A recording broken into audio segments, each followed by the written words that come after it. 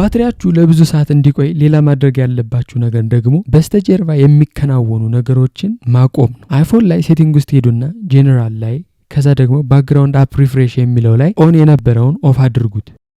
አንድሮይድ ላይ ደግሞ ሴቲንግ ውስጥ ሄዱና አፕስ ከሚለው ውስጥ ገብታችሁ የፈለጋችሁትን አፕሊኬሽን ነክታችሁ ሞባይል ዳታ የሚለው ላይ አሎ ባክግራውንድ ዳታ ዩዜጅን ኦፍ ማድረግ።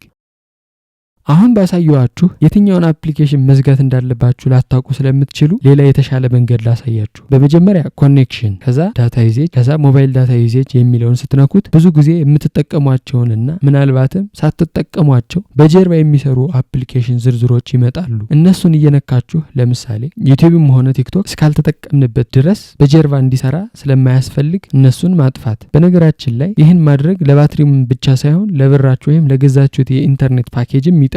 ምክንያቱም ይህን ካደረጋችሁ በኋላ አፕሊኬሽኖቹን ሳትጠቀሟቸው ብራችሁን ወይም ፓኬጃችሁን አይነኩባችሁም።